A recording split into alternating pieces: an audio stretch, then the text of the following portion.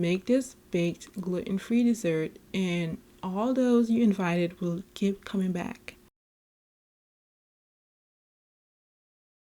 Hello creative cooks, welcome back to another episode of the Creative Phoebe Cooks channel. I'm Phoebe Davis and I hope you're enjoying your weekend. Hey y'all, I see that you've been enjoying my videos on plantain based recipes, and today's recipe is going to be extra special for Mother's Day weekend for all my plantain lovers, bacon fanatics, and my gluten-free subscribers. We will be baking a sweet plantain bread by making our own gluten-free flour blend using only 2 flours you probably already have in hand to make this bread soon. I mean like this weekend soon.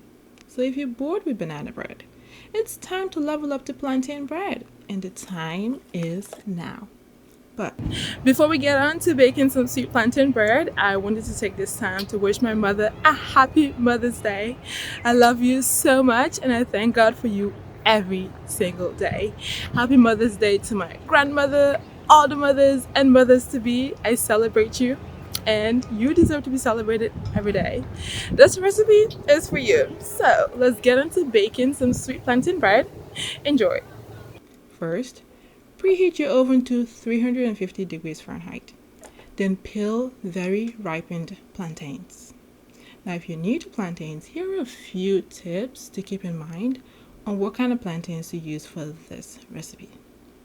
While green plantains are tough and bland in taste, bright yellow ones with a few black spots here and there are comparatively softer and sweeter, and blackened plantains are much riper and softened, so much so that when they're overripe, you can smell the acidic aroma, similar to bananas but at a heightened state.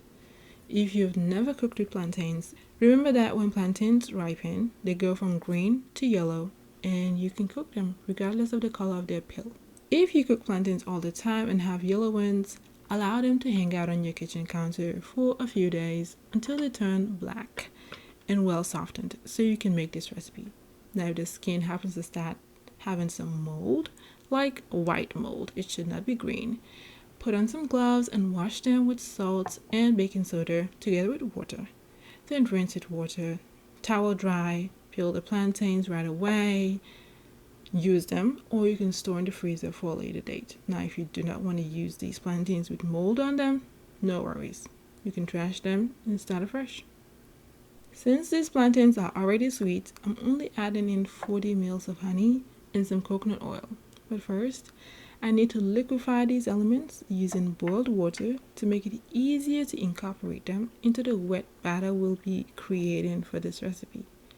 This is a gentler method to liquefy them since I did not use microwave. If you can relate, let me know in the comments below. After peeling the plantains, whisk them up until well mashed, or blend them if you prefer a smooth consistency. Either method works out just fine. If you love plantains or are quite new to this ingredient, I've included a link below for you to try out more plantain-based recipes. These are delicious, healthy, wholesome, gluten-free. You'll love them, together with my top shopping tips for plantains. Have fun with them.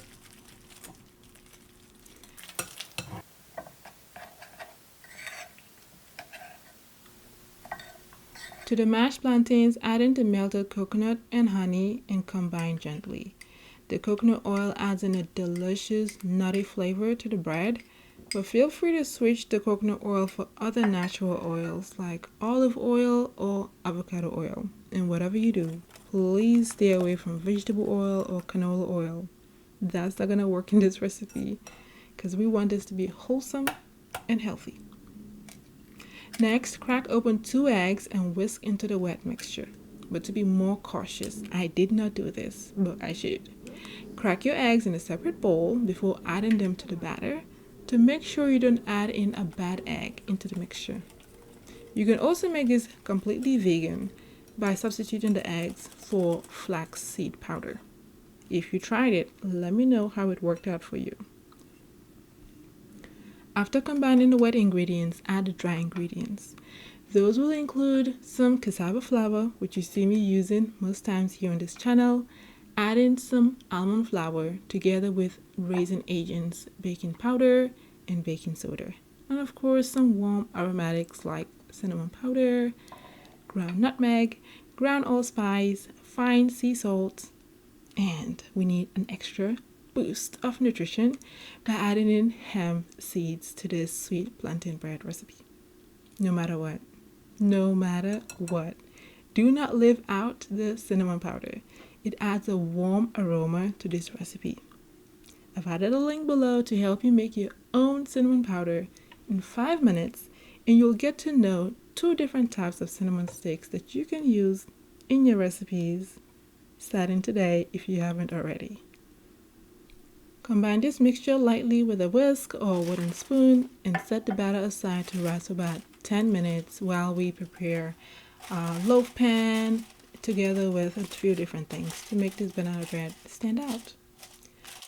This recipe is super budget friendly and perfect for meal prep when you use my meal planners. If you're looking for a healthy and easy snack to complement your meals for the week ahead, I've included a link below to my meal planners. For this recipe, feel free to turn the batter to cupcakes, which will make it very easy for you to freeze them, pack them for a snack for the day, on picnics. You can warm them up as needed. If you're loving this recipe and would love to see more wholesome, fun, and healthy recipes that are fab for meal planning, give this recipe a thumbs up so that other creative cooks like you can find this video easily as we continue to build this thriving community. Add this to your must-make playlist here on YouTube so you can find it easily, and subscribe so you don't miss out on any new uploads. Thank you so much.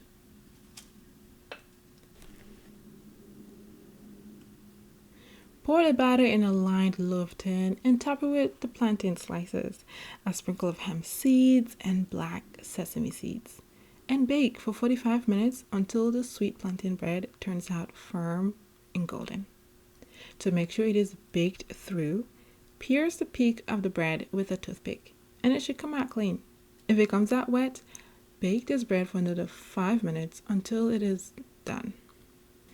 If you're planning to host the most intentional and special tea parties this spring, tomorrow being Mother's Day, you can also make this recipe for that. Make this baked gluten-free dessert and all those you invited will keep coming back. My sister suggests I make a double batch each time I make this recipe because it's that good. It has a fine crumb texture and the taste indulgent. You can't even tell it's gluten-free. So, your turn. Give it a try and let me know your feedback in the comments below. And that's it for today on gluten-free sweet plantain bread. Thank you so much for watching, trying out, and sharing this recipe. Happy Mother's Day to all the mothers. Chat with you all in my next episode. Goodbye.